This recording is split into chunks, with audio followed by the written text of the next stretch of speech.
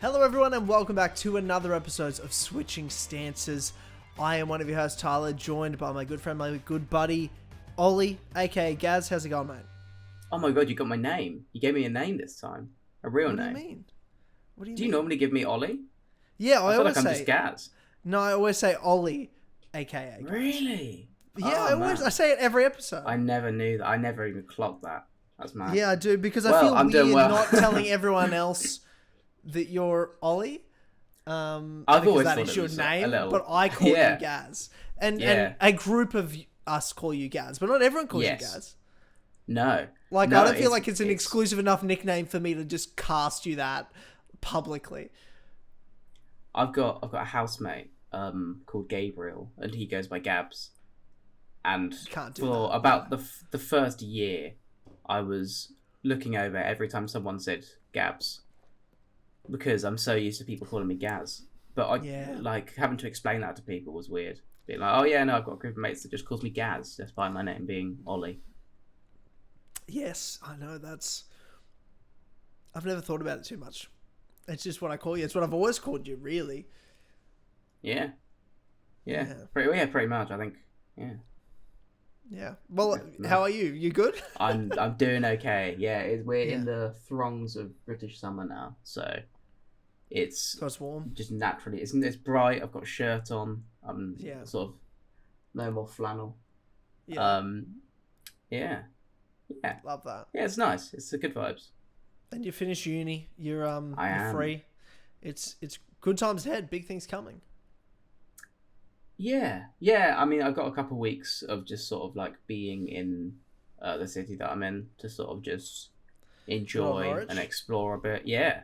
We love Norwich. We love Norwich. We do love Norwich. It's quite nice in the sun, and I think we're gonna do like the pub and paddle. We're gonna do just like want to go climbing at some point, just like do some stuff in the city before we head back when we've not really got much on. Yeah, exactly. It's Norwich is such an obscure place in England. Yeah. You know, it's not sort of super connected and close to other major towns or cities in England. No. It's sort of just off to the side, on its own, middle of nowhere.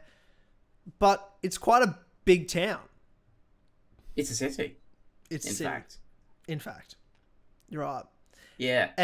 But it is obscure, and like I recently had one of my best mates got married, and at that wedding, the maid of honor, because best mate's wife, one of my best friends, Georgia, she is English and moved over here when she was 18.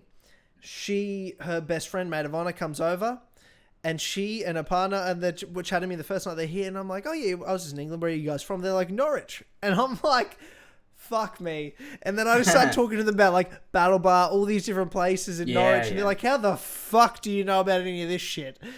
And I'm like, yeah, well, you know, I was just there. They're like, why the fuck were you in Norwich? I was like, well, I got a mate, he's at uni, and we hung out there for a few days, blah, blah. They're like, that's so fucking weird. Where did you stay? Showed me. They're like, we live around the corner. And I'm like, that's hectic. Oh, mad. I'm like, what a small world. What a small world it truly is. That is mad. Yeah. Yeah, I think most people live sort of on that road. I mean, I say most people, obviously that can't be the case, but like I think a lot of the people, a lot of the people you bump into, people you bump into in Norwich live on that road or close to the road. Yeah. Perpendicular to the road. Yeah. Yeah, true. Okay, yeah. Excellent. Glad you're well, mate. That's fantastic. Yeah. We've already gone on so many tangents. I'm doing okay. I'm doing well. A lot going on. Been hectic. It's been a minute since we've done a podcast. Yeah. It's been the longest since we started doing the podcast that we haven't done a podcast. Yeah. And that's because I was finishing fight camp for my debut fight. Mm-hmm. And that was supposed to happen this past weekend, Saturday, June 10th. It did not happen. My opponent pulled out 3 days before. I don't even know if I'd say pulled out. I don't know if that's the right word. Didn't even happen. They just didn't find one. They did and they didn't. They did. Oh, yeah. They didn't. Then they did, and then they didn't. Like that's sort of how it happened. Do you wanna go chronological through it? I do. It's a long story. It's a lot thing that happened. Yeah. Like I made weight. Like that's the point. And I'm gonna, like I tweeted about it. I'll put it on screen. Made weight. Just want to show off myself. That's why I'm really putting it on screen. But I went through the whole training. Yeah. Okay. Let's start in chronological order. So I went through the whole, and there were things I didn't talk about on the podcast that I only told you and people off air. That were happening at the time and things like that. But it's my first fight. It's about an 8-week training camp. It's a lot of commitment. I work a full-time job, regular job. I have other commitments, and I have a personal life. Then you add a training camp on top of that. So it was a lot of sacrifice. I've got to say, this is one of the hardest things I've ever done. Yeah. Definitely one of the hardest things I've ever done. More mentally than physically, if I'm being honest as well. It's not even just about the diet, and it's not about the training, because I love training. What my personality and how I've always been, my work ethic's always been, I'm just always been that, a workhorse. Always, like, we used to have the old gaming community we used to be a part of.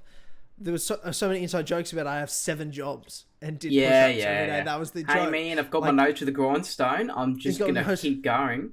Yeah, just all that shit. It's my personality. So when I, going into a fight camp, there's 2 things I wasn't afraid of, like dedication and hard work. Like, not afraid, not worried about that whatsoever.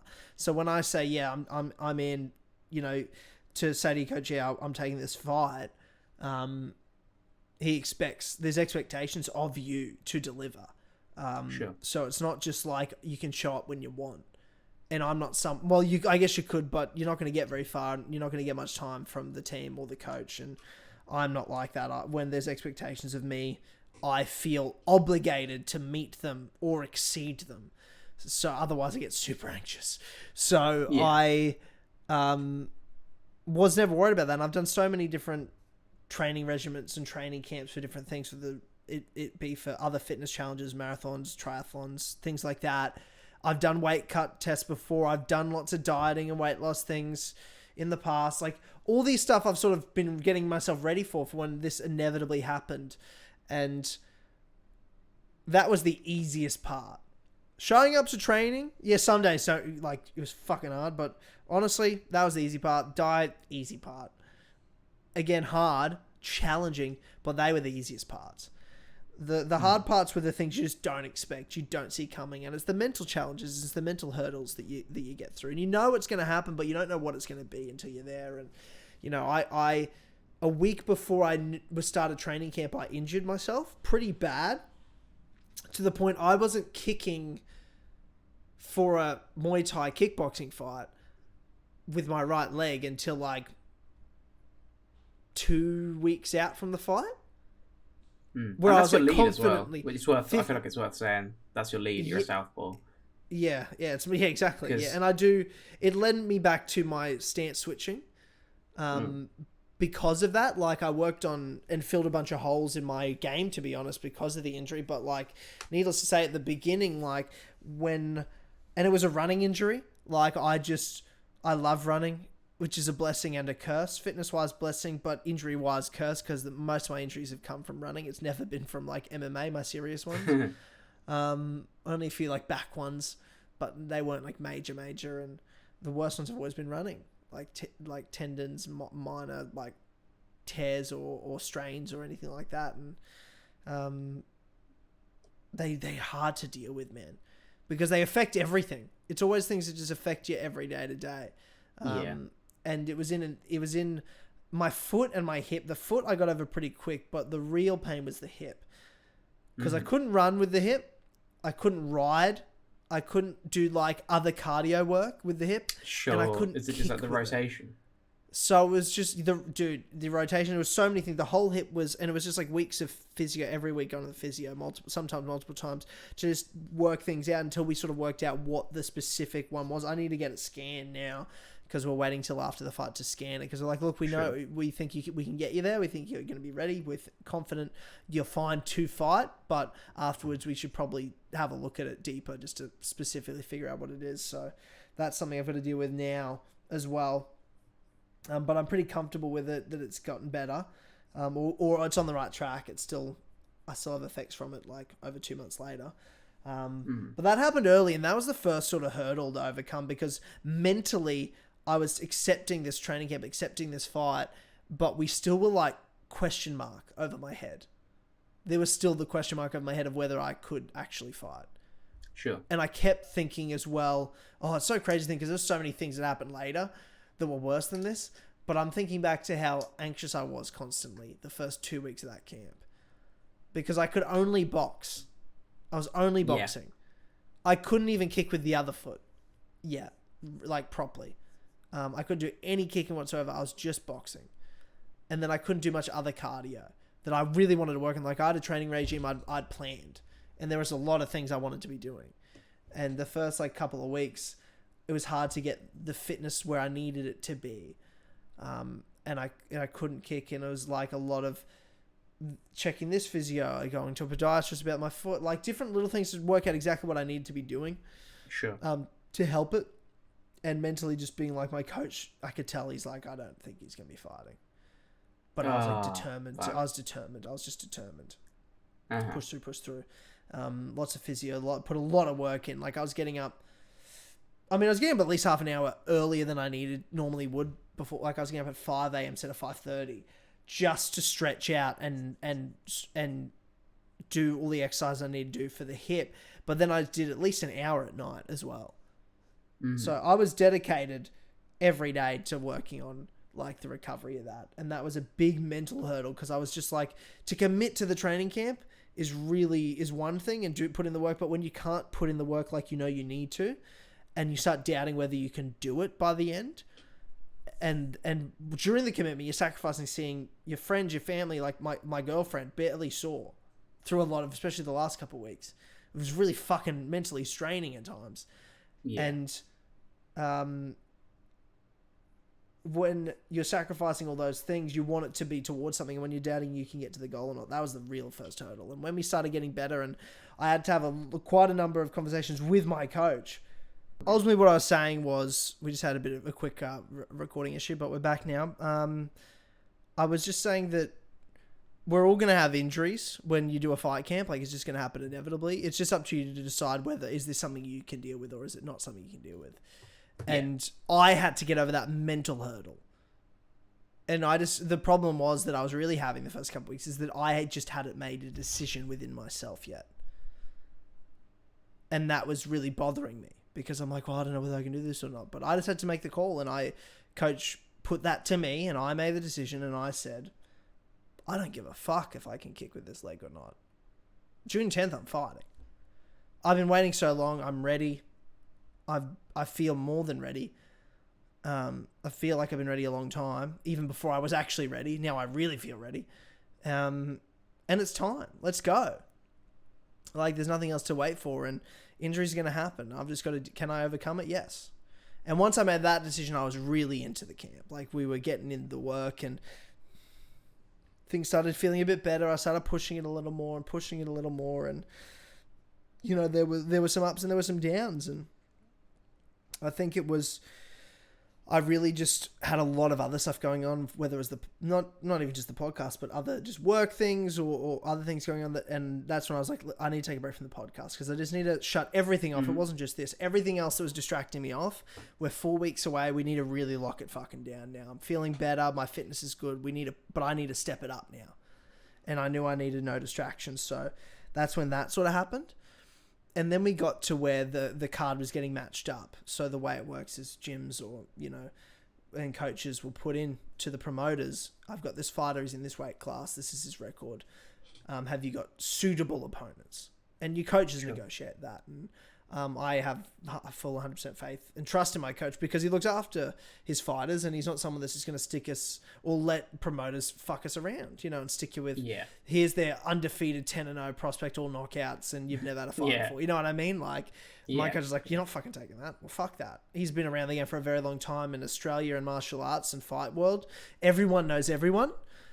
You know what I mean? I think I talked about it once before, where one of my martial arts inspirations, heroes, idols, John Wayne Parr. Like, he's 15-time Muay Thai world champion. And cornering one of my teammates, we're just walking down and my coach goes, oh, hey, John, how's it going? And I just turned around, I'm like, what the fuck? Like, in my head, right? I was like, that's fucking John Wayne Parr right next to me. And he's cornering his fighter that's fighting right before, you know what I mean? Like, it's just crazy how it all sort of goes down. And going to Eternal, my teammates are fighting, and there's Eugene Behrman and Joe Lopez cornering, city kickboxing guys. It's just like everyone knows everyone. That's the game. But it was getting to the point of this card's getting matched up, and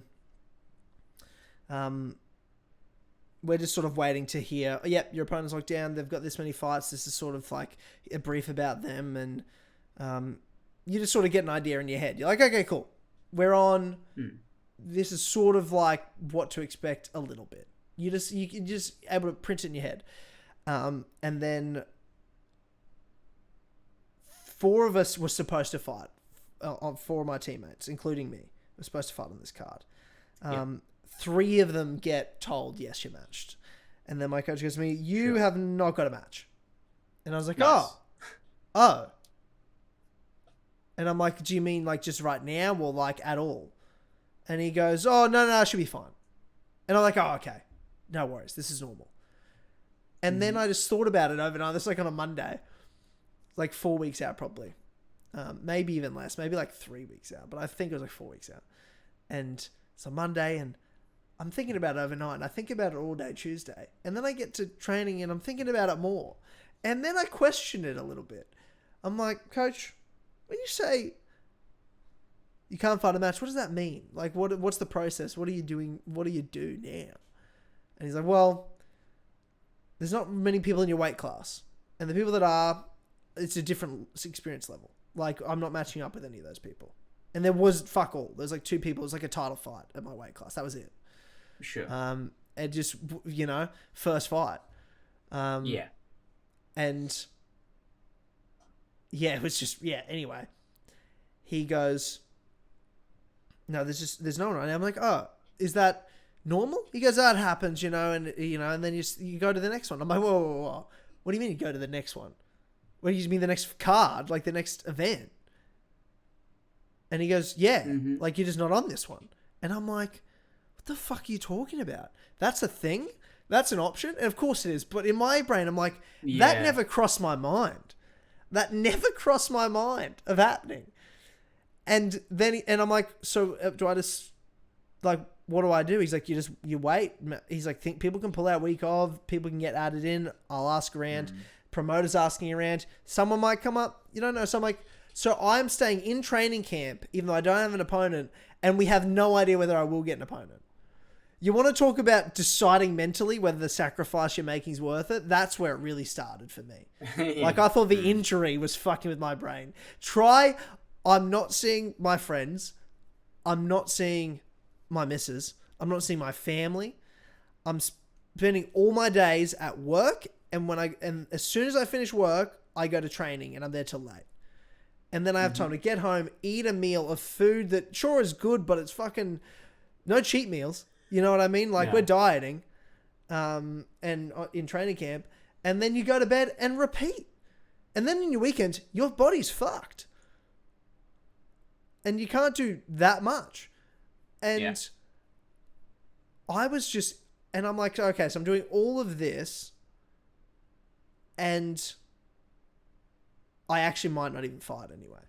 Didn't even consider that happening. I get opponents could pull out, but I still just didn't think not even getting a shot was an option.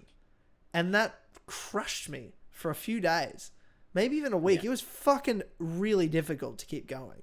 And And I had to have regular conversations to be like, and it was a conversation I needed to bring up just because I needed to get kicked up my ass, because that's what I need. And my coach delivers that.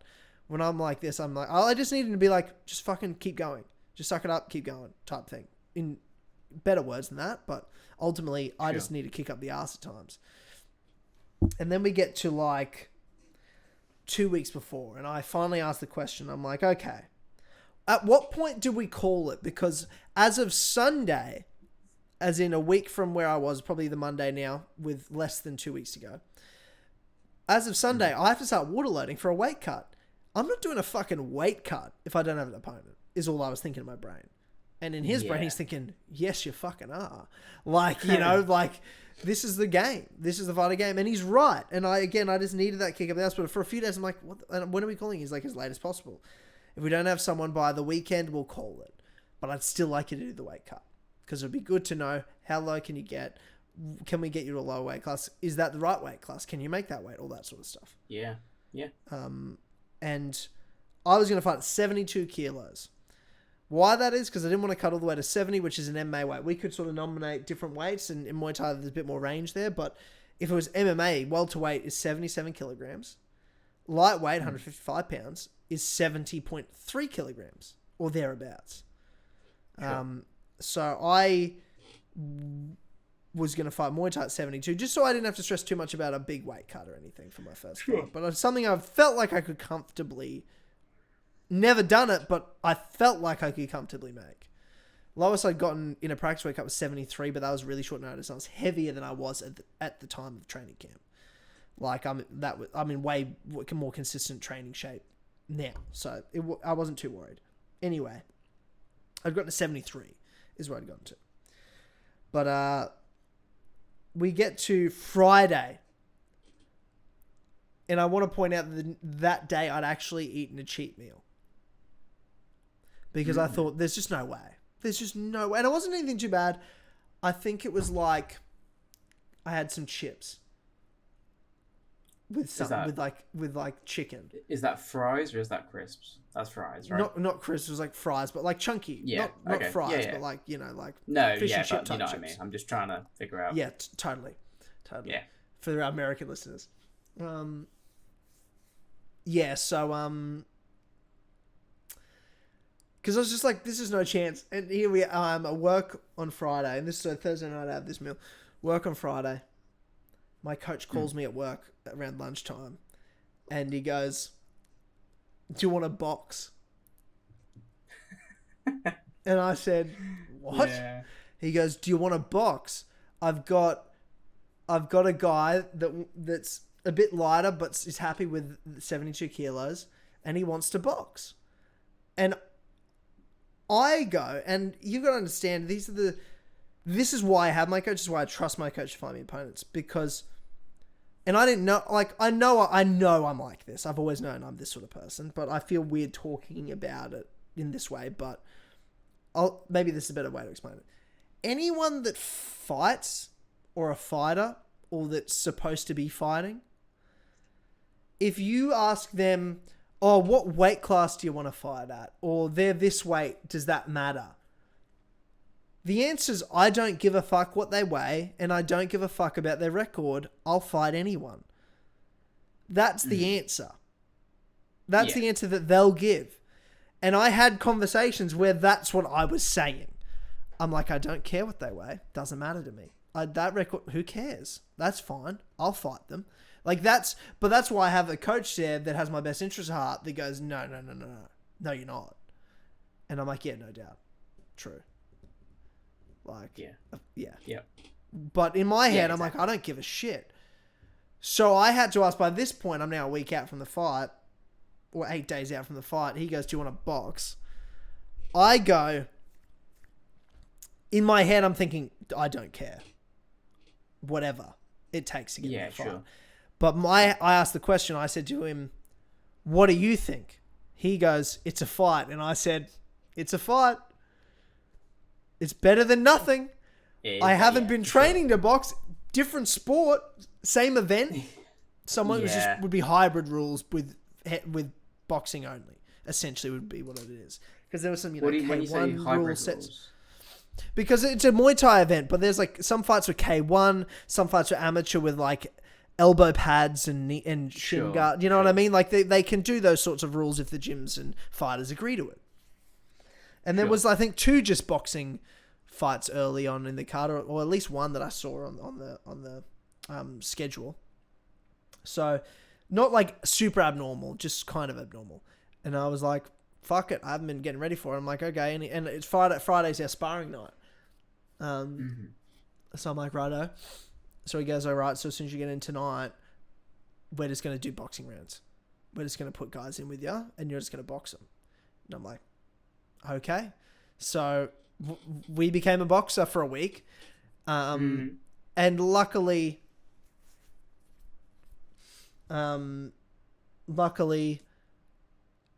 I'd had a hip injury. Where, do you know what I was doing for a lot of it? Boxing. Yeah, right. So like, and I remember having this thought during the injury. I'm like, and you know, teammates and people said, oh, you know, it gives you a chance to work on other things. And I said, no, you're right. No doubt. 100% you're correct. But I also thought beyond that, I'm like, this was a mental hurdle I had to overcome. More than it was a physical hurdle. It was a mental hurdle I had to overcome early in the camp. And I asked myself, I'm like, I wonder what this will pay dividends in later. And then when this came up, I was like, oh, it was this. And I started doing some boxing rounds, and the first couple rounds were terrible because all I'm doing is overthinking because I haven't been boxing. Sure. And now you're telling me I'm going to fight someone in a boxing fight. And I reckon the first 4 rounds I did, I'm like, I'm thinking too much. And my coach goes, no shit. Because you have to change your range, you have to change a little bit of your stance. And then I had to just come to the... completely honest with you? Yeah, go on. When you messaged me and said, I'm gonna box, I was worried. And I don't mean that as in, I don't think you'd get seriously hurt. Yeah. I think you're like, I've seen you spar. Like, I know you're good, but a lot of your game is keeping range with kicks. Hey, let's not give away my game. Okay, yeah, all right. Sorry. No. I know. You know, I'm joking. But you do a lot of work with your kicks. I do. And so being told that you can't use them and that you have to box against someone who presumably is a boxer. Yeah. You would think. That apparently wasn't. There's reasons I'm not going to say on because I don't want to talk bad about a gym. But I had some, you know, I was a bit skeptical. I was confident when I heard this. Is all I'm saying. Okay. I got confidence. Which assuage concerns. Yes. Sorry, but I know what you're saying. I know what you're saying. It's a very different sport. But I asked them like, are they a boxer? I'm like, no, they're a Muay Thai fighter. But this gym XYZ story. And I'm like, oh. And then my coach goes, and by the end, look, I just go by with my coach. He's so experienced, fought for a long time himself and trained people for 2 decades, like, with fighting. And he just, I have a lot of trust in him. And when he says to me, after that first Friday sparring session, he goes, oh, I'm not worried. Okay. And I was like, oh. Because I thought I did terrible. Like, you know, but like he goes, I'm not worried. And then we came up with a bit of a game plan. I don't want to say because I may use it. But we came up with a bit of a game plan for how to use my game well in this situation. And then I felt confident. And to be fair, like I did get in a flow. And by fight week, I was doing sessions just boxing, bro. And I was like, there's no way I'm losing. There's no way I'm losing. I'm like, my boxing's so fucking good. And the way I use this, the reason there's a name of this podcast, and well, there's a reason the name is what it is, partly. And that came into my game a lot really well, especially because of no threat of getting kicked as well. Yeah. Sure. So there were things that I was working on that for a first fight versus a first fight, because this was going to be this guy's first fight as well, experience, that I was going to be able to like do very well. And I was at least very confident in if it was his first fight too. So like, yeah, the first few rounds were tough to get into, but when I let go of like thinking too much Yeah. and trying too hard. And I'm like, just be me. Because you can't in 8 days become a boxer. You can't do it. So don't do it. Just do what you know. And I just let it happen. And I felt really good. Like my fitness was, my fitness was fucking ridiculous. Yeah, oh, dude, yeah, like it was very clearly best shape of your life. Yeah, it was. And like, again, I've seen some sparring footage, and there was no point like watching the sparring footage. There was nothing that I was like, oh, that's a bit rough. Everything I was like, oh, he's winning. He's got this. You know, I like. Yeah. I'm opposite. I'd. Yeah, it's just sparring, but I know what you're saying. I'd say it was I just. Didn't mean it. But, yeah, no, I sent you a lot of stuff, just purely because like I wanted second opinions, and because I would watch it back because I didn't see it to like go, oh man, how good do I look? It was like, what can I work on? Because I always think I look shit every time I get a video of myself, and I just pick it apart. But I sent it to you to be like, one, you'll be honest with me. So if it is bad, you'll say it's bad. But if it's good, you'll say it's good. And sometimes I actually needed to hear you say, oh, bro, this is really good. I'm like, that is really good. You're right. You know, just because I'm not going to pat myself on the back, and I'm never going to say anything nice about it. But it was a challenging process to get to that point and just accept, okay, we're boxing now. And I started the weight cut, and I get sick. Wake up Saturday morning, 7 days before the fight. I forgot about this. I forgot about it too, bro. It's been a hectic couple of weeks. It's been fucked, if I'm being totally honest with you. It's been absolutely fucked. And I woke up sick, and I was like, you've got to be fucking kidding me. I'm like, you've got to be fucking kidding me. 7 days from the fight. And then like I didn't train for 4 days, and I was sick, and I started the weight cut. Started water loading, 8 liters of water a day on the Sunday. Didn't train on Monday. Get to Tuesday. And I was going to have the Saturday off training anyway. That was going to be my rest day. Or no, sorry. I was going to have the Sunday off. But I didn't train Saturday, Sunday. And then Monday I thought maybe I'll go back. I'm like, you know what? I'm just going to call it one day. So 3 days I didn't train. And Tuesday felt good. And did a big session. Felt really good. So I got a lot of confidence back, thank God. But it was just another mental thing of like, holy fuck, I can't believe I'm sick. And my coach did say about this boxing fight, he's like, yep, 95% all locked in. Should be good. I was like, oh, sweet. But not 100. But not 100. No. And then we get to... And by this point, I've like, okay, it's sure enough that I'm like, I can tell people. Told my parents, friends, people are coming to this event. You know, like, I'm telling everyone. I'm tweeting about it. I'm putting it out there. That's how sure I was that I was fighting, even though it was just boxing. And how did I feel about it being boxing? Like, the truth is, one of my best friends in the world, David Jerome, for those that don't know, he was overseas and he was going to come back. And when I said I didn't have a fight, he goes, do you mind if I stay an extra week? Because he's with his girlfriend. And I said, bro, stay. Do it. You don't need to come back for me. I'm not fighting. Then when I got the boxing fight, I still said to him, stay. It's just boxing. It's not real. You know what I mean? Like, it's good. It's a fight. It's great. I'm excited to get in there. I know I'm fully confident I'm going to win, but it's not me. And I wouldn't be beating myself up if I lost a decision or something in boxing, because I'm like, it's not even my fucking sport, you know? Like, and it's not my game. It's not. But I was still 100% confident I was going to win, but I just knew in my heart of hearts, I'm like, I'm not going to destroy myself if I lost this. I'm going to give this my all, and because of that, I expect to win. But there was just this like fun of it that was lesser, because I'm like, I really would have loved to have been able to show my full game to my friends and family when I work on, because boxing's not going to be able to show that to them, is more what I felt like. And that took a bit away of it, because part of, you know, I'm fighting to win, but wins and losses don't really matter to me. I do this because I love the sport and I work really hard. And my coach had a conversation with me and said it to me during the camp in one of our many conversations that we had. And it was good to be able to get not only close to my teammates, but close to my coach going through this process, because it was, you know, you get very close to your teammates during most especially fight camps. the amount of time you spend with each other. I was spending more time with them than I was with my girlfriend. You know, it's normal with work, but I never expected to have two parts of my life. I'm seeing more than like my girlfriend and like my friends. Yeah. And it was just like, felt like I had two jobs at that time. And it was fucking tough, but you get close with them and there's a camaraderie there and it's special and I love it.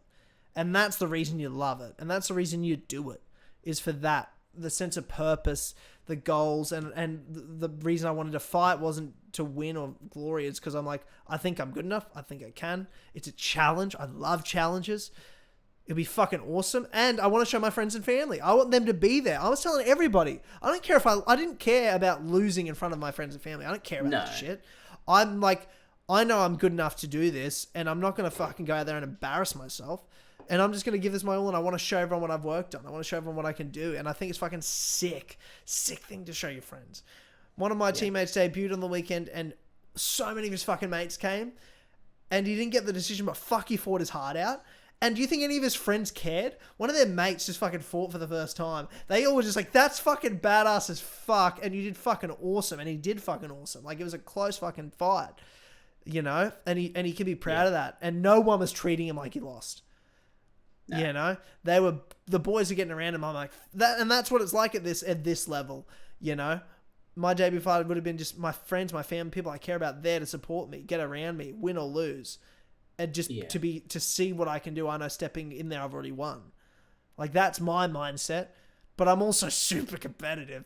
So I also, half of me expects more and would want more, as we all do. So it's an exhilarating thing. And my coach said to me, he's like, well, I know you're not one and done. And I always sort of thought, I don't think I am now, and I didn't think I was going into this camp, but used to think I'd always would be a one and done. But I asked him, like, why? Early days, you talking about that, and you being like, I just want to do it once to prove to myself that I sort of can. Yeah, but then when you immerse yourself in it so much. Oh, yeah. And you really know that you can do it, you're like, well, there's no way I'm just doing this once. This is too fun. This is too much fun. It got to a point where I was like, he's having more of these. Yeah. For sure. And there's not a question. Like, my plan was have this fight and fight again in December and do another Muay Thai fight in December and then do a bunch of grappling and wrestling over the next couple of months. But then I'm going to Hawaii on a big trip in September, which is when another fight card was going to be. So I wasn't going to be able to do that. So I was like, well, let's not worry about another Muay Thai fight and training camps. Let's just spend time with friends, spend time with family, spend time with the girlfriend, but still be training, and let's do some like grappling comp stuff. You're not like, doesn't matter. You're not wins and losses, doesn't matter. I'm just getting the experience for grappling for when I eventually fight MMA in that competitive setting. Do everything, all the different elements of MMA individually competitively before you end up putting it all together in an MMA fight. So nothing's sort of that mentally surprising for you there. Like, that's a part of our process to get to an MMA fight for me and you know, our team, a lot of us. So I was like, this will be great. And that's still the plan now. You know what I mean? Even though the fight didn't happen, I'm like, well, I have other things in my life to focus on at the moment. I'm not going to go straight back into another training camp. I'll be training, and I'd love to do some more grappling and start focus on that. But yeah, definitely not one and done. And you know, my coach said to me, he goes, well, it's because you're a grinder. He's like, there's people way more talented than you that come in here and do one fight, but they don't have the grind to keep going. And they could have been something amazing, but they just don't have the work ethic. And he's like, well, that's what you've got. And that's what my teammates have too. We're just fucking, we love the grind of training as much as we even complain about it. And and you always have in every fucking aspect of your life. You've loved. I think owning it is probably how I'd put it. Mm-hmm. That's something that I think is quite core to you. Interesting. Like, I remember like even going back to, I don't know how much you want to talk about it, but like when you were gonna join the recruits. Oh, but with the army. When I did join the army. Yeah, of fucking course you did. Yeah. But I remember then you were like, I want to be in the best shape of my life then, and you worked really fucking hard for that as well. Yeah, I did. And like it didn't shake out. No, it didn't go the way I wanted. But looking back, that was just a stepping stone in terms of being in the shape that I am and being in this position. Yeah. I probably wouldn't be fighting if it wasn't for that either. That's a period of my life that got me to a certain level and have that mindset. And then I was like, well, what am I going to do with all this fitness? let's start doing things. Let's start like events and stuff. And then I was like, let's go for like, well, maybe it's this 10K running event. I just did a bunch of different 10Ks. And then I'm like, let's do a half marathon. Let's do a triathlon. And then like, you go crazy from there. And I was already training jiu-jitsu, Japanese jiu-jitsu, did a few belts of, and I was training Muay Thai here and there, and I was training Brazilian jiu-jitsu, and, over the past 8+ years, and then I stopped training that and just focused on running, and then went through some life crisis, and then I found MMA again through that process. If that hadn't happened, I wouldn't have found the gym I'm in. Like, a really dark period of my life. And then, this is in 2021, and about 2 years ago around this time, and I found this gym that I'm at now during that process because I was injured. I was doing a lot of running at the time, and again, another fucking running injury, and I couldn't run for ages, and I eventually just was like, well, what can I do? Well, I could probably kick still. It was a really bad deep calf injury, but I could do a bit of boxing. I tried boxing. I was at boxing for like 2 months, and then I was gonna bring fuck that up. that bullshit, bro. I remember you did boxing for a little bit a couple of years ago. Super useful, man. It helped me a lot in terms of the way I thought about footwork. But I'm just like, I just can't use this for boxing because I really, deep down, I'm not a boxer. And I didn't have the mind for it. But I took philosophies that I was learning at the basics of boxing. But I stood like an MMA fighter. I stood like a Muay Thai guy. And they couldn't get me to unlearn it because I'd done it for so many years. Yeah, I remember you saying that at the time. Every week, and they kept getting annoyed. They were like, dude, we keep telling you. I'm like, bro, I can't do what you're asking me to do. I think I'm doing it. If you were to ask me to do it, I'm trying. But you're saying I'm not doing it right. This is how my brain... I don't know. I don't know what to tell you. Was it just like weight distribution or what? It was. It was the way I stood, the way I moved in, the way I stepped, and I was like, you know what? You're right. Fuck this. They kept calling me a kickboxer. I'm like, fuck it. I'm going back. Fuck this. But I'd said in my past to people, and earlier that year when I thought about doing MMA again and getting back into it, that you're right, I shouldn't, and I'm not going to. And then I sort of had let it go. So I thought boxing, even though I didn't need to listen to that advice anymore, I still felt hesitant to get back into it. And that's why I thought boxing was this little transition I made. But then I'm like, you know what? Why am I not going back to MMA? This is what I really care about. Why am I listening to this voice in my head? What do I want? And then I decided what I wanted, and I ended up at the gym I'm at right now, and it changed my life. Helped. It was one thing that really got my life back on track. Even though I wasn't looking at fighting for the first couple months, it was just get back into training and being a part of a gym in that community, because a martial arts community is really brilliant to be a part of when you're in it. Oh, yeah. Eventually we end up here 2 years later, when I really just dedicated to it properly, like I never have before. And I was already at this fitness level with all these other sports I was doing. And just the years of culminations of training, we ended up here, and I was just in a good spot, and just embraced it again. And when I decided I was going to fight once, it led me down the path to here. And the further down the path you go, the longer, further away the fight seemed, but the more I also knew that I was going to fight more than once. And anyway, we get to this camp, and we get to this fight week, and I'm boxing someone, and then we get to Wednesday, so this is 3 days before the fight. I'm now drinking half the amount of water. I've gone from 3 days drinking 8 litres of water. I'm on the 4th day. I'm drinking 4 litres of water. The next day I was going to drink 2 litres, and then I'm drinking nothing. I'd booked saunas in for Thursday. Wayne's a Friday. I've booked sauna in for Thursday night. I've got a hot bath space for Friday for the last bit of the weight cut to make 72 kilos. I was on Wednesday night 73 kilos. So this is like 48 hours before the weigh-ins. So I got 1 kilo to lose. Mm-hmm. Fuck all. 2.2 pounds. Fuck all. Great spot. And then I get to training, get a haircut for the fight. It looks nice for the fight and all this sort of shit. I get to training, and my coach just goes to... And I got to training early because I wasn't doing any of the jiu-jitsu stuff, but his jiu-jitsu class was going on. But I was going to go for a big run before Muay Thai class started. Sure. So I got there early, and my coach pulls me aside, and he goes, got to talk to you. I'm like, yeah. And he goes, there's no opponent anymore. And I'm like, what? And they go, there's no fight for you, mate. And that was sort of it. I didn't really ask any questions. I didn't ask what happened or why did they pull out, because I mean, he wouldn't have known the answer, because it's just through a long chain of people saying things. That fighter says to their coach, oh, I'm not fighting. Their coach says to the promoter says to my coach says to me. You know what I mean? By that point, it's like, who cares why? Whispers. It doesn't matter why.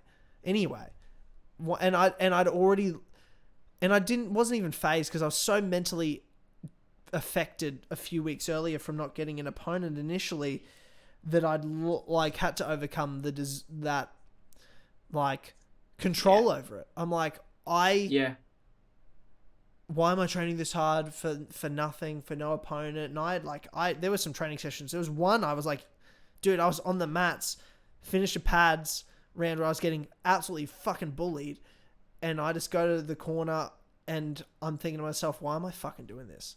Wiping tears out of my eyes because I'm like, I miss my fucking. I'm not ashamed to say. I was like, I miss my fucking girlfriend right now. In that moment, I was like, I haven't seen her in 2 weeks. I'm supposed to see her tomorrow, but I feel like I'm getting sick because I'm training so much. That means I'm not going to get to see her. And I was just getting upset because I was sacrificing all this time, all this energy. I'm like, what's it even for? Those are the battles I was mentally coming to, but eventually I just had to let it all go and make the choice again, the same way I did with the injury, make the choice of I'm seeing this through. I can control how hard I train. I can control making weight. I can't control if I've got an opponent. I've got to let it go and make the decision that I'm still going to see this through to the end. And once I made that choice, I wasn't even phased. When they said to me, there's no opponent, I wasn't upset. And I really haven't been upset about it. Everyone else has been upset except me. Because I'd already I'd already let go. I'd already let go of control. Where I was like, look, I'm showing up. I'll be there and I'll be on weight. Yeah. And that's all I can do. And as long I can live with this, as long as I do that. And I can say to people, well, I did a fight. I saw this fight came through the end. I saw it through. I did the hard. That's the hard part. Yeah, yeah. The hard part's doing fight camp and making weight. The easy part is the fun thing at the end you do, which is the fight. And I did not get to do that. But I did everything else. And that proved a lot just to myself. Because of all as I've talked about, and as we've been talking about this episode, all the other mental hurdles that I overcame. That was the hard part. And the fact that I did overcome it and I still showed up fit, healthy. My hip was good to go. I was kicking. I felt ready. On weight. Moral win for me. That was a moral win for me. So everyone else was really upset about the fight not happening. Me, I was like, well, I was ready. Mentally, I was like, I'll fight anybody. It doesn't matter. I'm going to show up. And I was 73 on the Wednesday night and my coach goes, can you make weight? I was like, should I stop? Should I drink? He's like, how far are you? He's like, you 1 kilo? Just make the weight. You'll want to. I wake up the next morning, Thursday morning, and I only had 400 grams to lose. I was 72.4. And then I just lost that last little bit. Thursday morning, I'm on weight. 36 hours before the weigh-ins, I was 72 kilos on weight. Which makes us realise that we can make 70 kilos, as in 105 pounds in lightweight, pretty easily. Because I hadn't even sauntered, and that day I wasn't going to eat, because we were going to try to make weight that day. But that day I was probably only going to have 2 small meals and drink 2 litres of water. Then I was going to train for 3 hours that night. Then I had another night for the water to flood out of me as well. I would be even lower, and then I would still sauna Thursday night, and then I'd still get up and do the last of the weight cut. So, I would have easily dropped the last 2 kilos with how fast I was flushing my system out and how much, and I was so dedicated to that weight cut. I'd cut salt out of my diet, sodium out of my diet, bro. I was on point. I did everything right with my diet. I really did, other than the one cheat meal I had the week before, but that thankfully didn't really affect anything. But man, I was on point with everything, discipline-wise, with diet and with training. So I felt good there, and it was pretty clear that we're going to have no problem making 155 pounds. And being lightweight, and I think that's probably where we're going to go for the next Muay Thai fight too, now that we know I can make it quite easily. That wasn't... No weight cut's fun, and no, it wasn't fun, but was it easy comparatively to most weight cuts? Yeah, it was.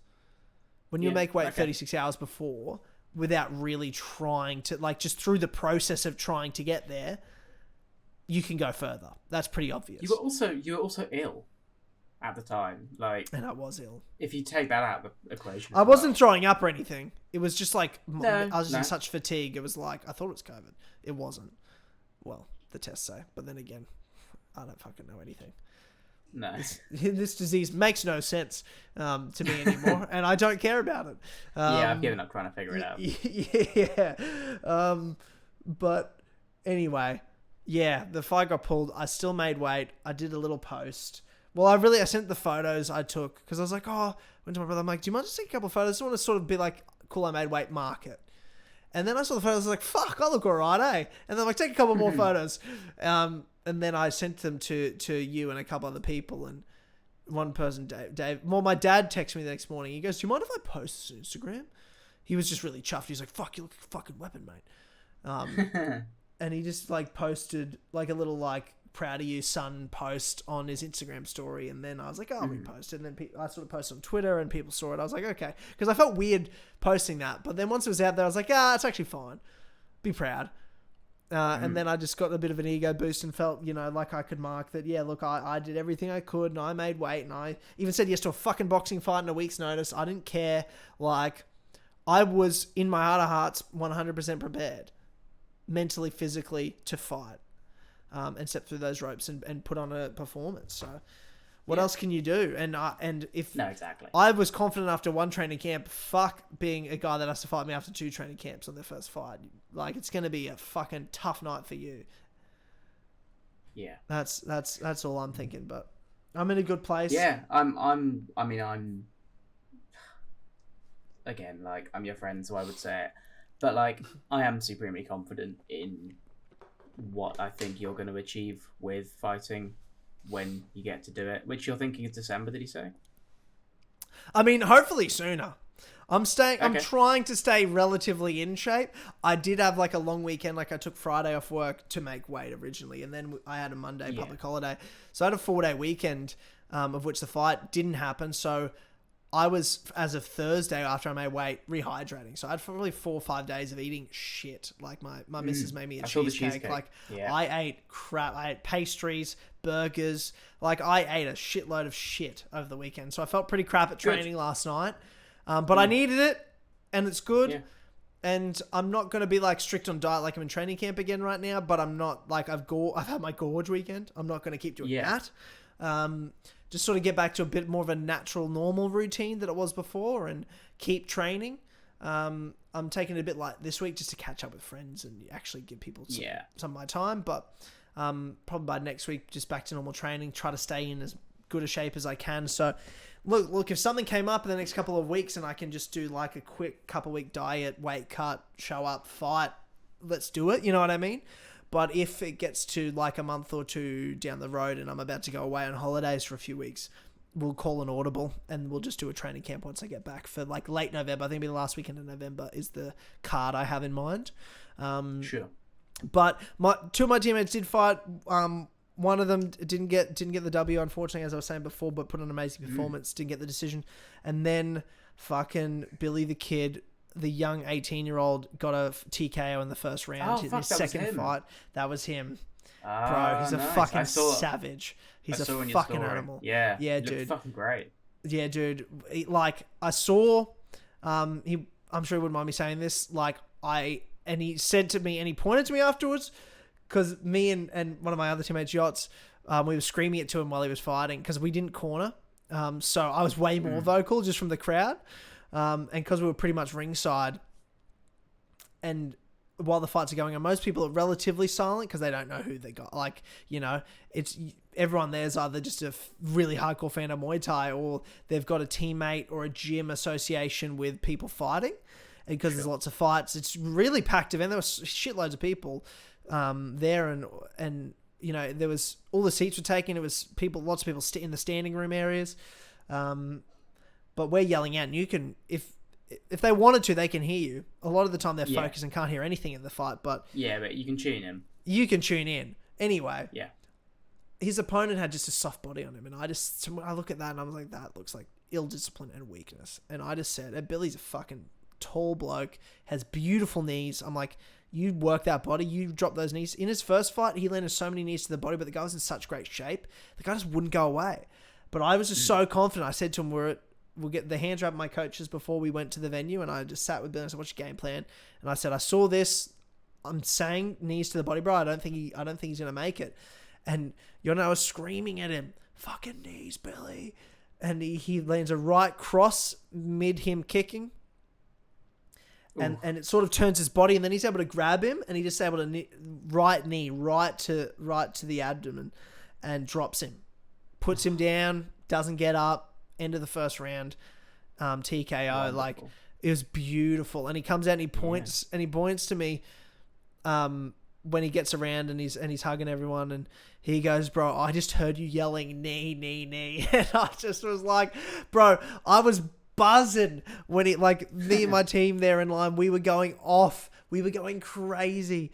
Like, to see a teammate get that, and he's just someone we love and train with every day. Such a fucking great kid, and he should be fighting in the next Eternal card for those that listen that love Australian MMA and the Elite Eternal. So in 3 weeks in Eternal, this kid Billy 2-0, fought twice this year. He just turned 18 2 weeks ago. He's a little prodigy. I'm telling you, if there's someone I train with that I know that's going to be at the UFC one day, this is the kid. I'll tune in. So it'll be, I think, they do the prelims on YouTube, I assume. Otherwise on UFC Fight Pass, the next Eternal. And I might have at least one more teammate as well on there as well. So that's exciting. Eternal's coming up. So if you love Aussie MMA and you're wondering where these guys like Jack Della Maddalena came from Eternal, that's our biggest promotion in Australia for MMA. And even the young fella flyweight that just won this past weekend came from Eternal, beat a ranked opponent as well. Is that the guy that beat Dvorak? Yeah, dude, he's an Aussie from Eternal. Oh, I didn't watch the fight. From Perth as well. Yeah. Oh, nice. That was lovely to see. So yeah, Eternal. In a few weeks, I think it's the first weekend of July. Those boys will be fighting, which is just exciting. So, man, I just love helping young guys. Not that I'm talking about these guys, but like something I learned through camp as well is just training with people that aren't fighters either, but just young guys and helping them out and just working with teammates. And Billy's a fucking animal. Just beats the shit out of us all. Like, he's just awesome. Like, you just love being a part of that journey too. And I got more joy out of him winning than I could imagine me getting out of myself winning, to be fair. So I just love it.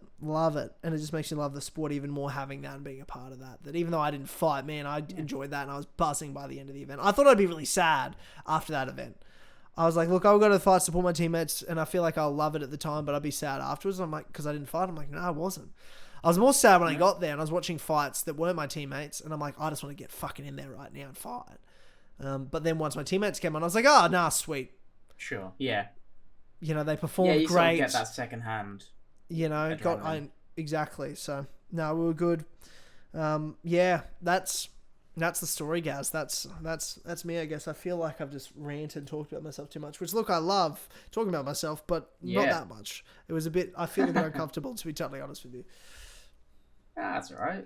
I mean, that's what this episode was going to be, really. Like, the UFC's been a bit stinky over the past couple fucking month, I want to say.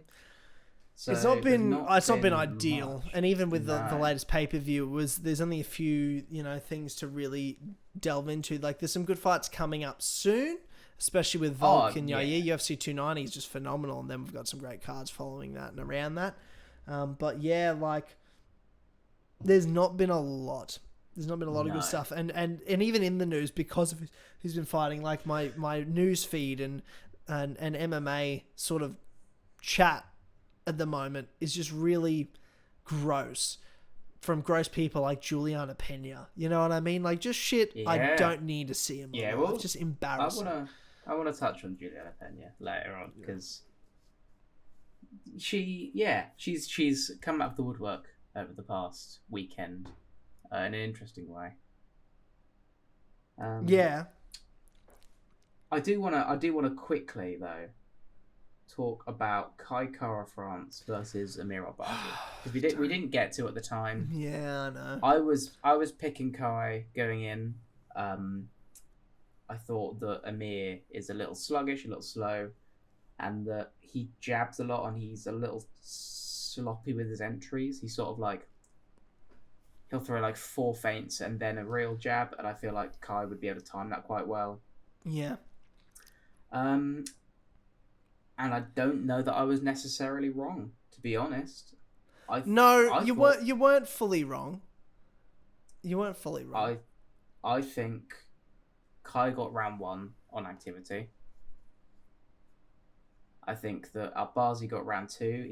He starts to time Kai's blitzes quite well with uppercuts. As Kai sort of lunges, he'd uppercut quite nicely, and it caught Kai off guard a little bit.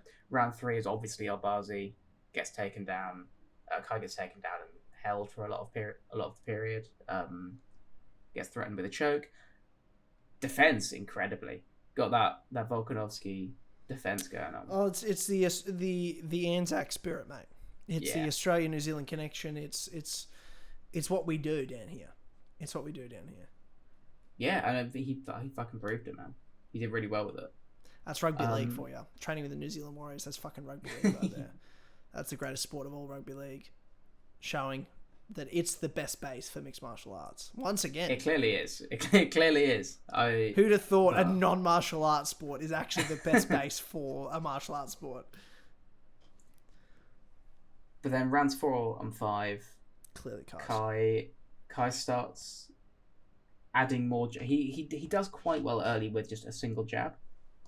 But doubling up on the jab and tripling up on the jab, or 1-2-1. Well, he adjusted. He does really well. Yeah, it's like what you were saying. You're like, it is what you expect to happen did happen, except for obviously the adjustments that then later took place.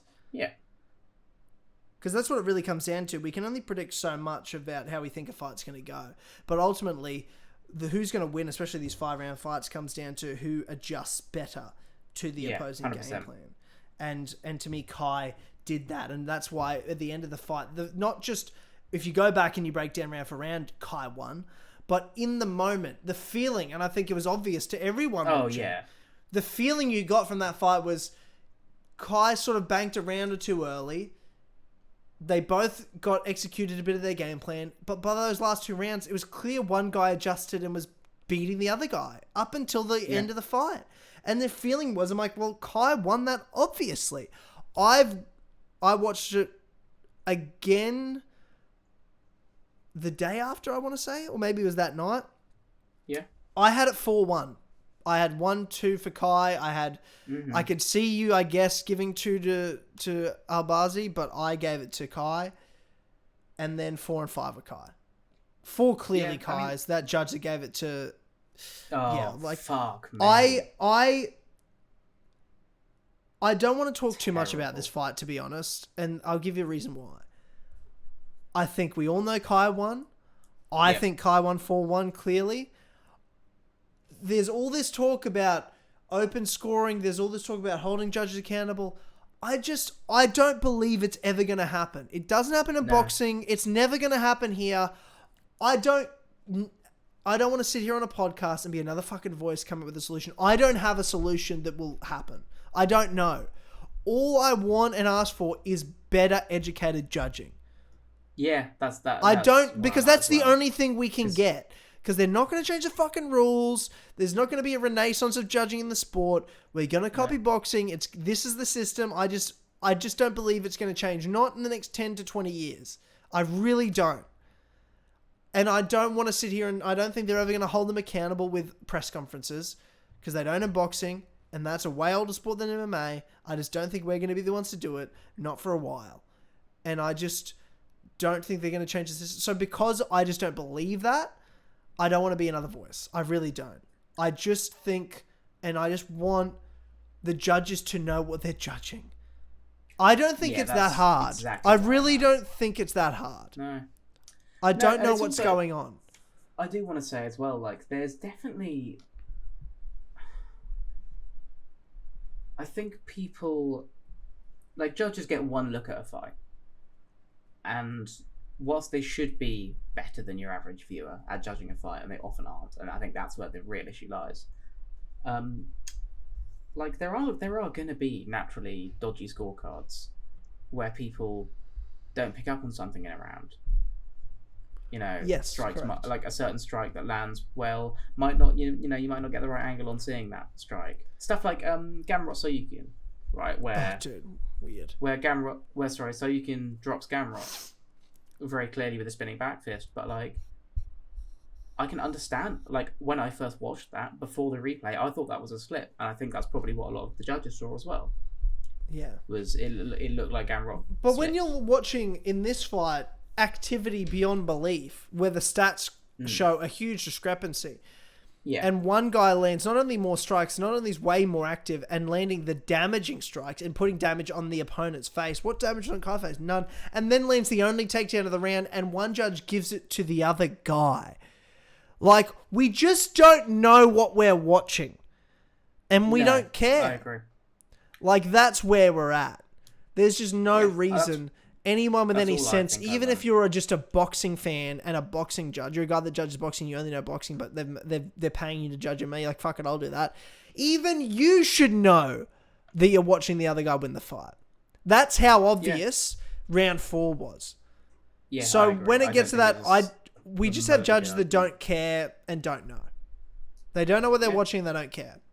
It's just a job. Yeah, I fully agree. They somehow landed there, and it just what should be done is who's getting paid to be the judges.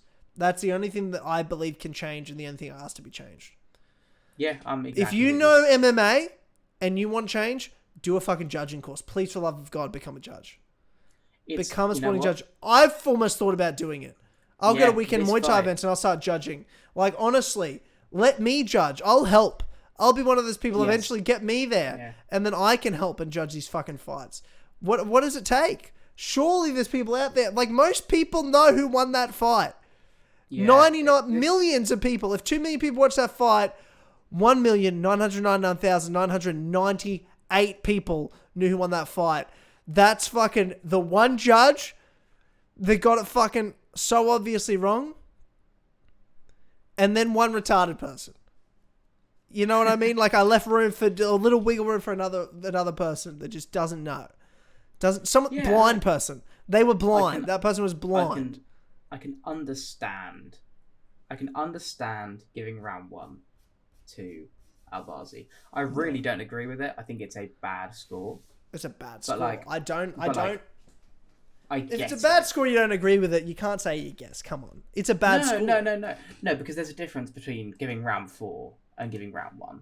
Like, I think round 4 is like, you shouldn't judge another fight. Man, that's like such a clearly Kai round.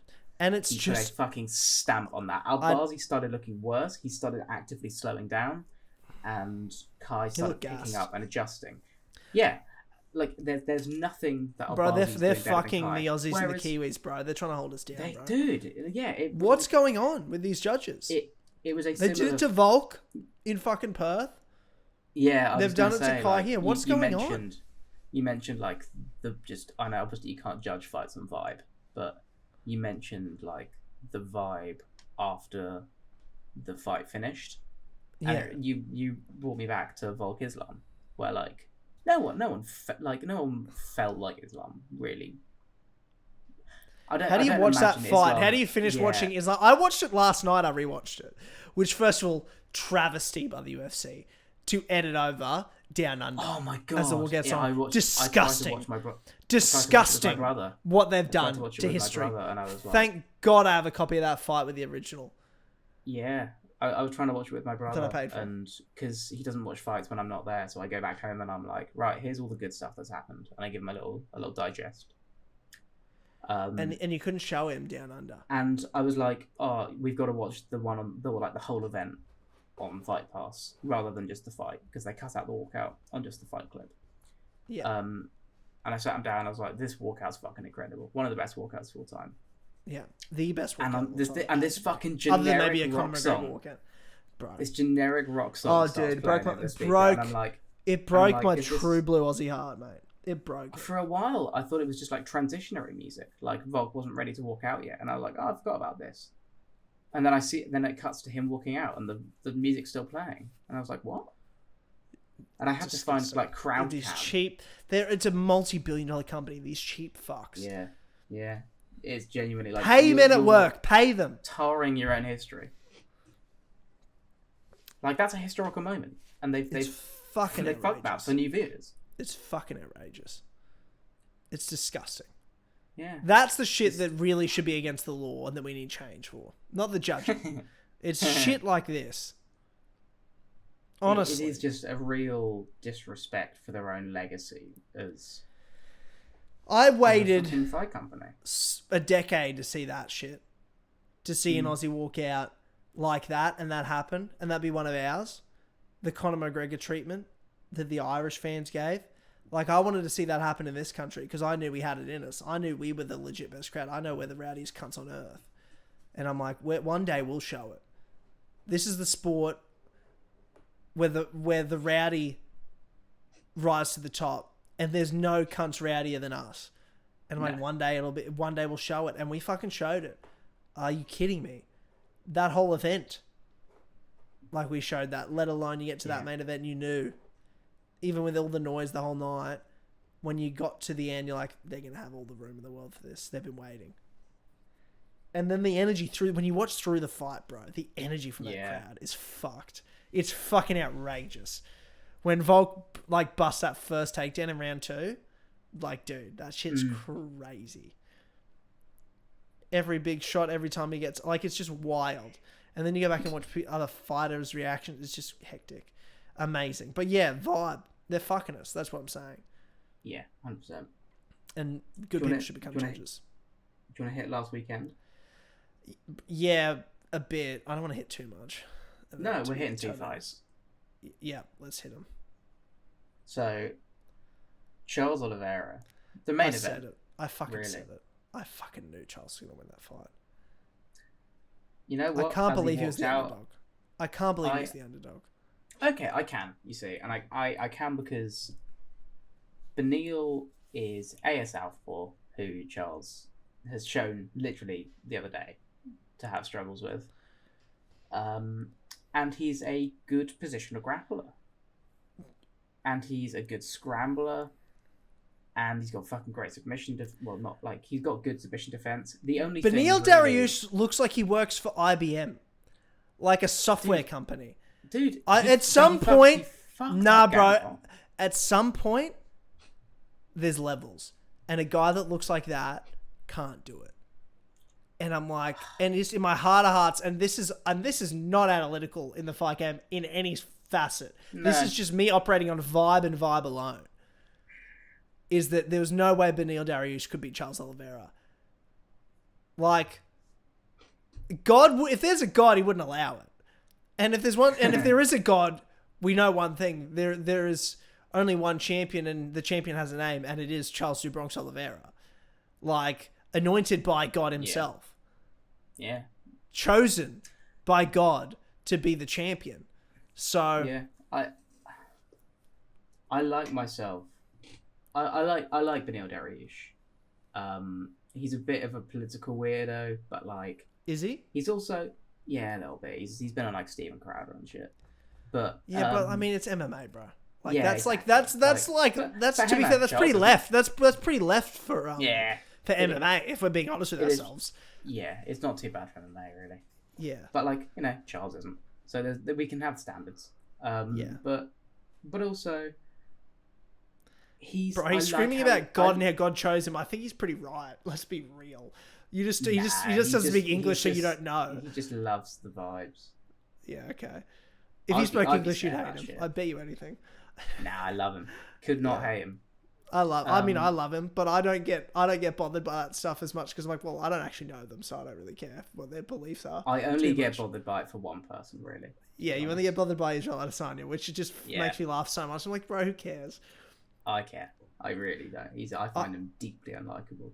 Yeah, I really like him. I still love Izzy. And every time I'm like, I mean, bro, I listened to his Flagrant podcast today while I was at work. I was like, I thought it was great. He says, but like, you'll listen to an hour and there'll be 30 seconds in total to me of like stuff he says that I'm like, obviously that's so dumb and embarrassing that you said that. But I'm like, well, you take the good with the bad. I just take the good with the bad. It's like, yeah. Thing is, right, for me, he convinces me to like him over the course of something. And then he'll say something, and I'm like, oh, okay. Well, there's that. The goodwill that you've built up over all that. Yeah. See, I think I just know the bad will be there with the good. Because I'm like, he's just a person. Yeah, but so is Volk. Yeah, but you're... Volk, I don't think Volk has But ever Volk, said I'm not something asking... that has I'm not made me asking... fucking Yeah, but dislike I him. don't like Izzy like I like Volk either.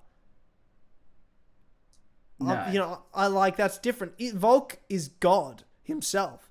Volk, like, if Charles Du Bronx was chosen by God, he was chosen by Alex Volkanovski. That's what I'm saying. You know what I mean? And Robert Whittaker is Jesus himself. Like, that's different. Izzy's just like, he's an athlete that I really like. And also, he came... I know he's Nigerian, but he grew up in, like, New Zealand, Australia, we're very similar cultures. Like, the way he grew up, the mindset, like, when he talks, bro, I thought about this today listening to him, and I'm like, I relate to it. Like, I get what, like, he grew up like I grew up. It's the same, same, sort of, like, cultural influences and same neck of the woods, it feels like. So there's just the way he talks about things and the way he approaches things, the way he thinks about things. And I'm like, well, that's just, I don't know. He just feels like one of it. When you come from Australia, when you come from New Zealand, you just feel like one of ours. And we have a very us mentality. We're so far away from everyone. We feel very isolated, which is why we feel close to each other. It's also why we're very competitive with each other in a lot of sports, Australia and New Zealand. But also a lot of the Pacific Island nations, PNG, Samoa, Fiji, Tonga, you know, like the Pacific Islands, like those are cultures we're really connected with here in Australia. And like, it's just a different vibe when you're around it. And I don't know, there's just something about it that I relate to more than most people. So like, I know what you're saying, but I'm like, but is he still, he's one of us. So I'm about him. I'm always going to be about him. Because I don't think he's a bad person. I get that he might be unlikable, but he's not like a bad human being. No, I mean... He's not breaking laws, he's not hitting women, he's not, I don't think he's evil. You know, I don't think he's like a genuinely bad human. He just has a bit of main character syndrome and you know? He's not someone that I'd get on with, but he's also someone that I feel like I could get on with. You'd have fun with him, bro. There's not a way... If you were just with him one-on-one, no cameras around, he wasn't putting on a show, like trying to perform for you, like, I feel like he'd be a lot of fun. Yeah, which is annoying, because I just... You want him to just be himself. I want him to... I really want to like him, man. I really want to like him and give him credit, but every time I try... Every other day I get a message from you, Izzy said this. And I'm like, does that annoy you? And you're like, yes, it annoyed me. Yeah. And I just laugh. The most recent one being him being like, oh, I let Rob get to a decision. I could have finished him, but I just let him. And it's like, fuck off, Izzy. No, you didn't.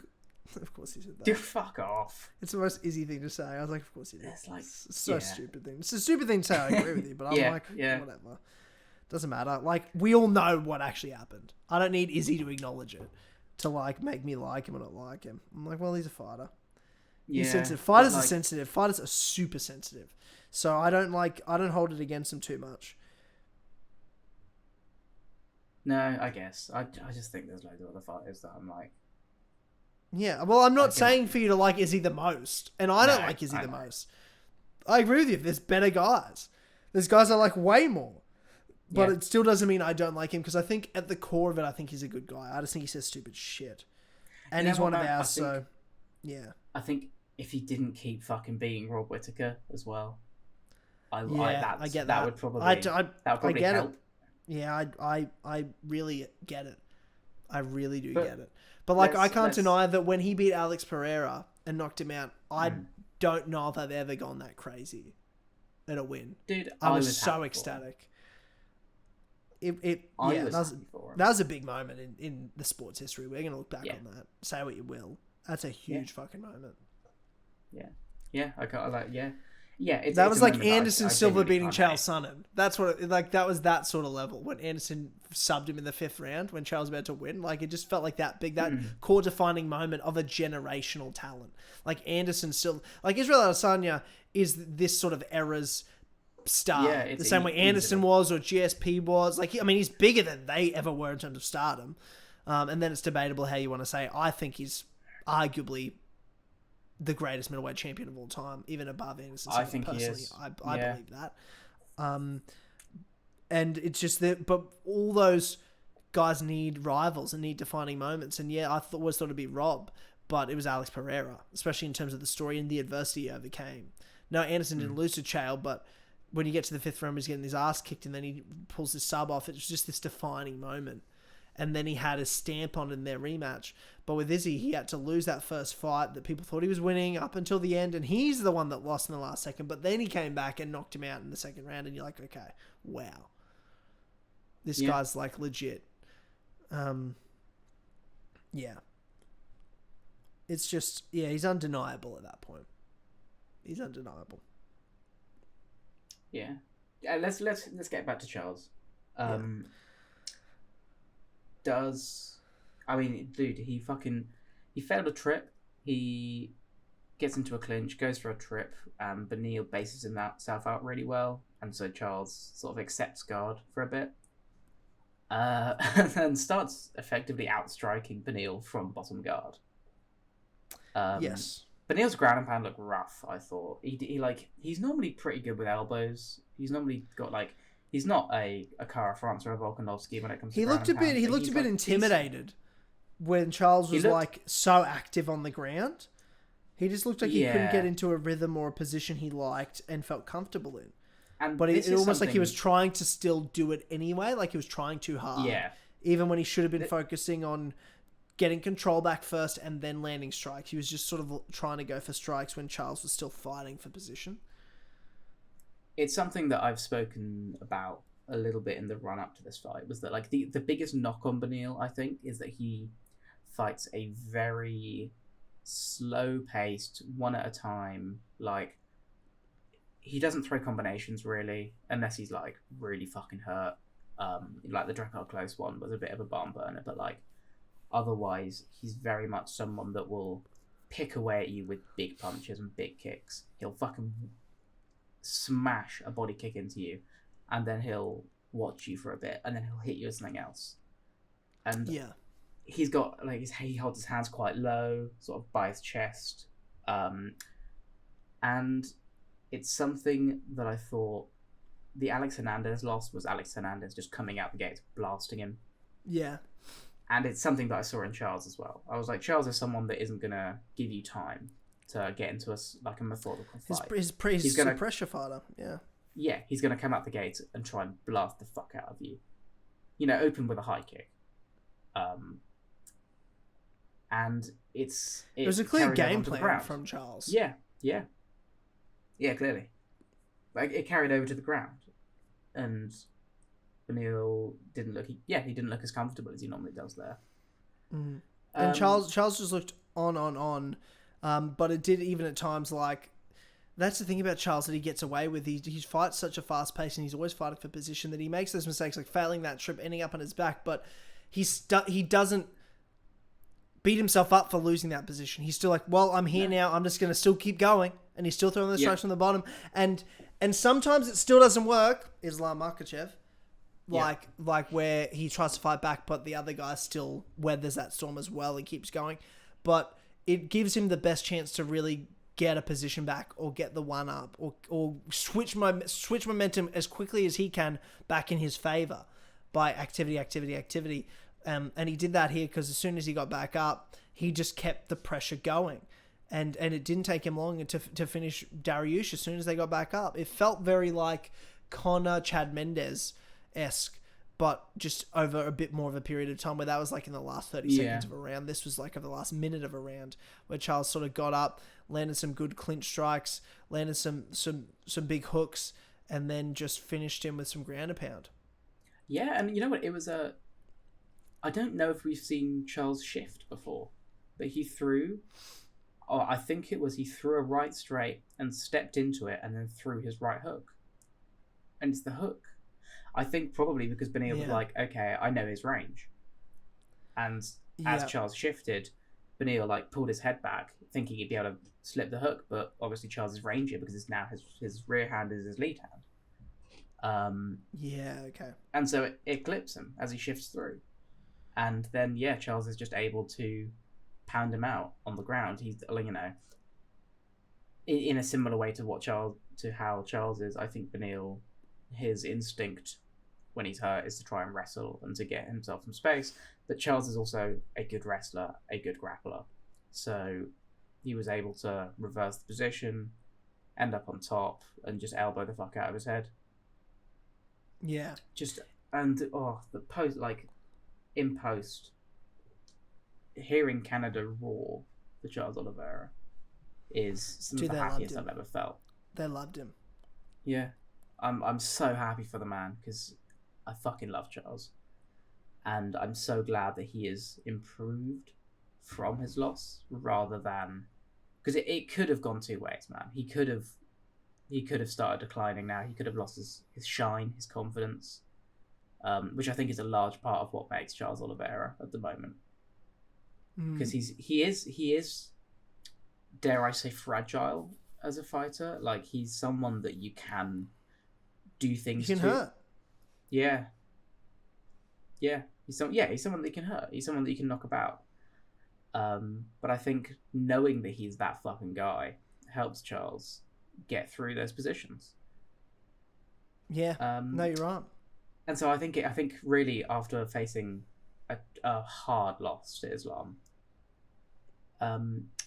he could have gone two ways, and he went and proved that he's still that guy. No, I mean, I think when they first announced the fight, I felt bad for Charles, and I wasn't leaning towards Charles, but the closer we got, the more confident I was. And seeing him even just through fight week and unbedded and stuff, like, you just got a feeling that he hadn't lost anything from losing the belt. He still believed. And he seemed like he wanted that revenge. Yeah. And I was like, man, you don't want to be the guy that's fighting Charles Oliveira after losing to Islam. You don't want to be that guy. That's how I felt. And that's what he fought like. He's like, I'm going to make you pay just because I lost the last fight. You didn't do it to me, but I'm going to make you pay like you're Islam. And he came out like a bat out of hell. And I mean, I think you give him the next title shot. Do you? And then you reckon he's next? Yeah, I do. I think Charles fights Islam, and the winner of that fight fights Volk. I kind of want that too, man. I think we're back where we were last year, exactly the same, where Islam and Charles are going to fight in Abu Dhabi for the belt, and it's International Fight Week, and Volk's going to defend and win the featherweight title. And then in either December or January, February, you come to Australia and you do it again. If it's Charles Oliveira or if it's Islam Makhachev. Like, that's totally dependent on whoever wins. I think Volk defends and he gets the next title shot, obviously, because he is also the lightweight champion. He beat Islam. We all know he did. And he gets a rematch. And Dana said he gets the rematch if he beats Jair. Yeah.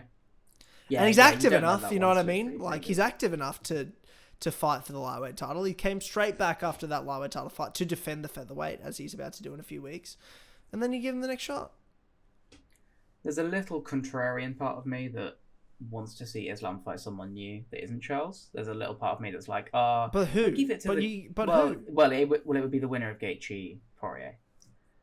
Yeah, but he's already. But he hasn't already fought them, Charles. No, he hasn't, man. That's Khabib. Yeah. I understand. Yeah. Sorry, I actually refuse. They've just both fought Khabib, so I feel like they have fought, which is funny to say. I just in my head, I'm like, well, he's fought those two. I'm like, no, Khabib fought those two. It's weird for his first four title defenses to be against the first four, to be against the same two guys, I should say. Yeah. That's assuming he defends against Charles, which I'd pick Islam again, but like, I think it'd be a lot closer, a lot better fight.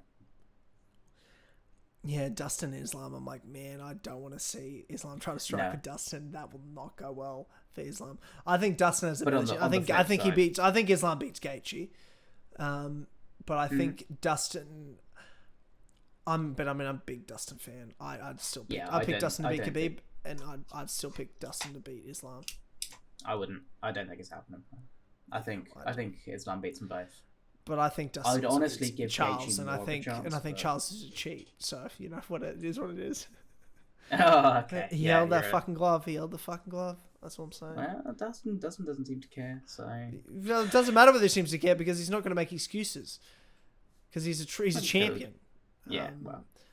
But I'll do it for him. Where Charles Oliveira clearly grabbed the glove. You can obviously see it. Watch it. You know that he did. Yeah, I mean, I think he did, but I also don't care because I love Charles as well. Yeah, fuck that. I do love Charles, but that's if there's anything I don't like about Charles, that moment it really fucking pissed me off. Because it's like if you can't beat him without it, you don't get to beat him. Yeah, that's fair. Paid in full, Gaz. Paid in full. Illuminated by God, right? Yeah, well, we'll see. Either way, Volk's gonna fucking finish him. Finish Charles. You think Charles is going to be able to beat Volk? Fuck that. No, I have hoped since the beginning. I've been desperate for Oliveira versus Volkanovski. Since the Ortega fight, I think I was like, right, we know Volk has crazy submission defense. I want to see him face a bigger guy who's like more active in his submissions. But after seeing Islam and Volk fight, I'm like, I don't think it's that close. I think Volk will fuck Charles Oliveira. I think Charles is a lot better on the feet though, and he's rangy and he's. I think Volk will prepare for that. I think Volk will be very prepared for the range. I think Volk will too, and I would 100% pick Volk, but I just think it's a fight I want to see. Me too. I want to see Volk fight everybody and beat everybody. Yeah, because he can. Yeah, because he's the GOAT. Do you have anything you want to do with Beniel? Where would you want to see him after this? Don't say Bellator. I can feel it on your lips. I wasn't going to say Bellator. Really? No, I wasn't going to say Bellator because I don't give a fuck about Bellator. Bellator's shit house these days. It's gone so much worse. Oh, dude. You know that, well, I mean, it's a tangent, but like, looking to be bought by the sounds of it. Yeah, I know. And it feels that way. Like, Bellator is not... What have they been doing lately? Have you heard about any big Bellator fights coming up? Pitbull's going down to bantamweight to try and get another belt off Sergio Pettis. But then they just did the bantamweight Grand Prix as well, which Sergio Pettis wasn't in for some reason. Yeah, because he's fighting Pitbull. Bizarre. So I think. But there was a bantamweight belt there. Oh, dude, it's bizarre.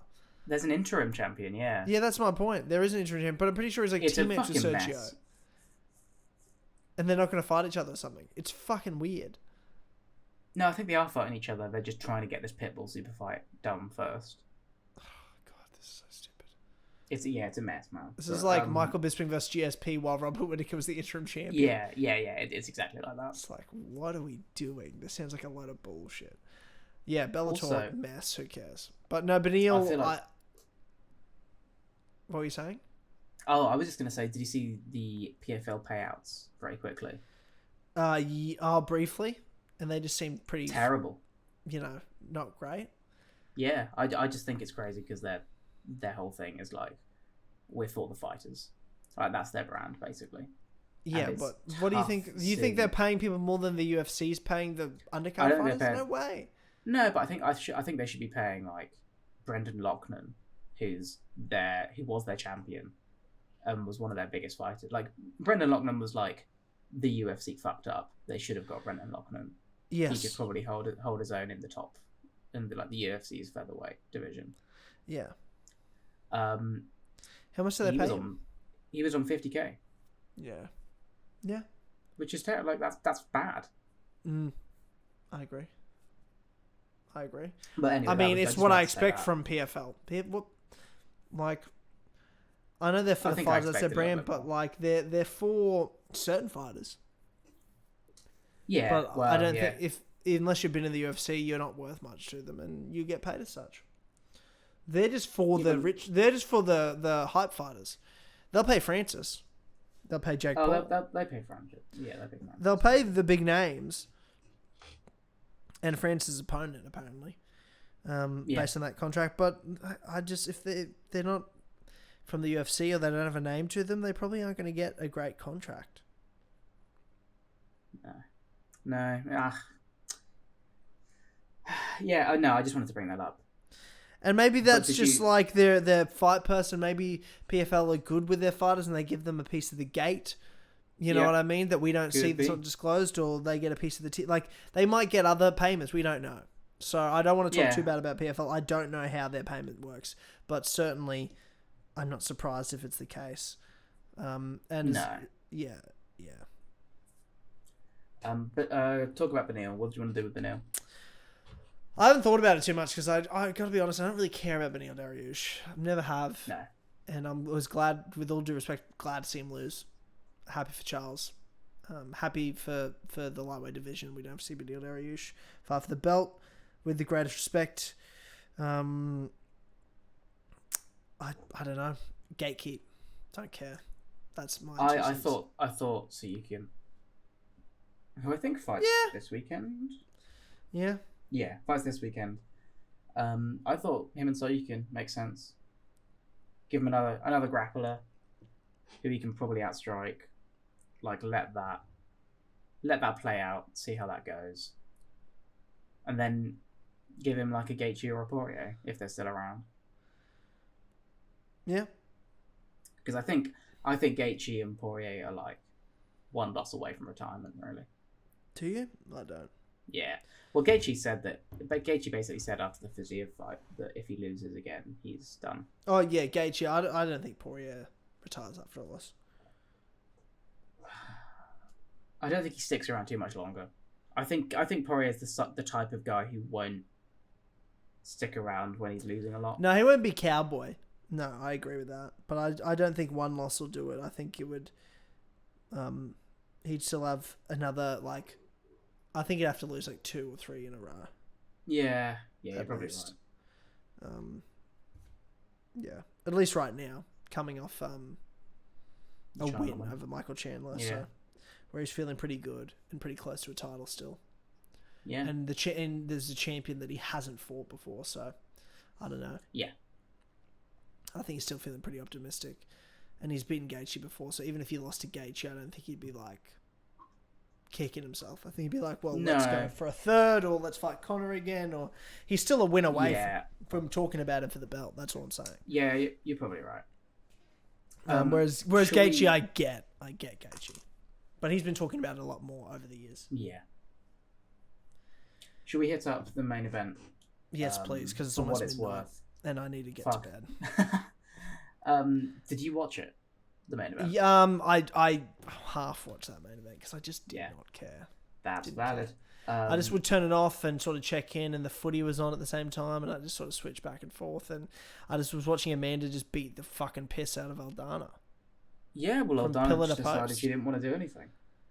Like, nothing... Nunes wasn't doing anything particularly unique to stop Aldana. Like, she was doing well with front kicks and stuff. She was sort of keeping Aldana at range. But Aldana threw fucking 3 punches, you know? Yeah. Just a real bed-shitting performance. Which it was. She shit the bed. It's called a spade a spade. That's all you can say. It was a shit the bed performance. I mean, I think Amanda just also looked amazing. In fairness, she looked really good. Yeah, she looked like she was motivated. She looked in shape, and it was clear because she's like, "Look, fuck this. I'm going to give this everything I got because I know I'm." Because to me, I think Amanda beats every girl ever. If she's, and I only think the reason Juliana Pena beat her was because she was had beaten so many people. I think she'd gotten a bit lazy, to be honest, in training camp. I think so. And I think it was pretty clear from the rematch that she's like, oh, I guess I've got to give this everything I've got because I can lose. And she beat the absolute fucking snot out of Juliana Pena because she's infinitely better than Juliana Pena. It was just like literally the right person at the right time. Yeah. Or at the wrong time for Amanda to lose. And now we're stuck with this fucking toxic fucking bitch running around MMA. And Juliana Pena thinks she's something. I don't. We don't even. No, we don't even. Okay, we cool. don't even. I'm cool with that. No, yeah. She's just, who cares? Like, fucking, I don't want to give her fucking airtime. She's not even worth it. But Amanda... I don't even know that Amanda looked... I don't even know that Amanda looked, like, incredible because I think it's hard to say. But she looked in shape and motivated. She looked in shape and motivated. And I think that's all she needs to beat these girls, to be honest. What I was going to say was that I think she just looked like she had nothing to worry about.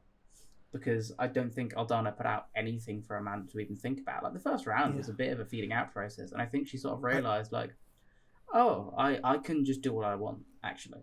There's she's not even attempting to defend any takedowns I throw. All of my punches are landing, and they're landing hard. It was just a bit awestruck by Amanda Nunes, do you reckon? Yeah, mate, it might be that. Just really struggled to get going. Obviously, Amanda retired at the end of it after 50-44 / 50-43. I mean, easily, comfortably greatest female fighter in MMA history. Yeah, comfortably. I mean, I'm sure 10 years from now could easily be eclipsed by someone else, but at this era, at this time, there's just no one even remotely close to what she's achieved for how long she's achieved it on her level. Valentina Shevchenko is the only other person you could even introduce into the debate, but to be honest, things aren't looking good for Valentina at the moment, and she hasn't done much good for herself with her talk after the fight either. She's not really in the fans' good graces at the moment, and she's coming off a loss to Alexa Grasso.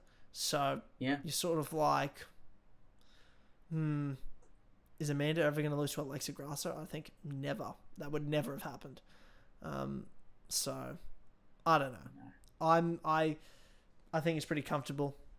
She beat Valentina twice. I mean, I think once. The second fight, I don't think Valentina won. But Amanda also knocked out Chris Cyborg, Holly Holm, Miesha Tate, Ronda Rousey. Everybody. Every big name in women's MMA other than strawweights, she's beaten. Yeah.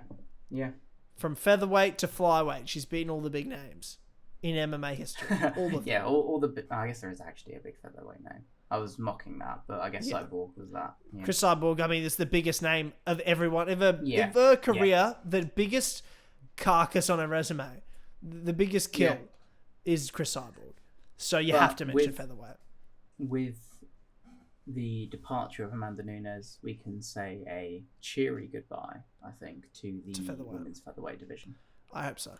Of which there is not even... I think Dana has basically... Did you watch his post-fight thing? He basically said, yeah, it's probably going.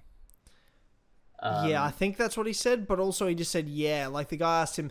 You know when you ask someone, it's like, do you want this or do you want this? And they go, yeah. And you're like, yeah, to which one? That's what I got from that answer. Because he just says, I think you're right.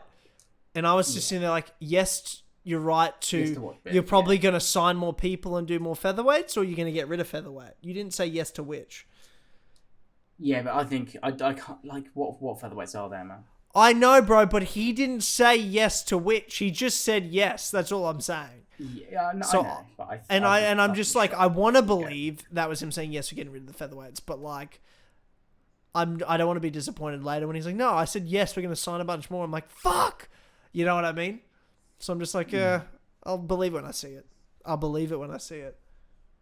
There's sort of a bittersweetness, I think, to Nunes' retirement. But it's just until there's scheduling conflicts, there's injuries, they can't sign a main event to some pay-per-view, to some schedule they've guaranteed. They're like, oh, we do have that vacant title that's been on for 2 years. Let's bring back the featherweight division, and they'll just make up some fight with two bantamweight women just to say there's a title fight on a card that they need to sell.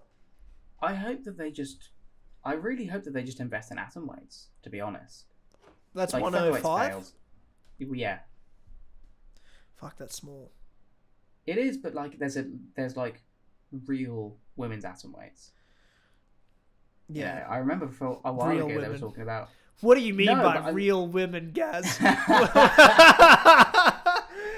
I don't mean that. That's not what I meant. You're a piece of shit. You've been hanging out with too many MMA fighters, huh? No, I just mean that there's like divisions. There's like complete divisions of atomweights. To my understanding, I'll be honest, I'm not super well versed in women's MMA. I don't hate myself, but yeah, true. It's like, to my understanding, there are like actual women's atomweights, whereas there are like two actual women's featherweights. Yeah, true. And like one women's lightweight. I remember when that was going to be a thing, when they were looking at Kayla Harrison. Yeah, but again, just one girl. You can't make a division of one girl. No. And we saw that of Cyborg. It will just be the same thing again.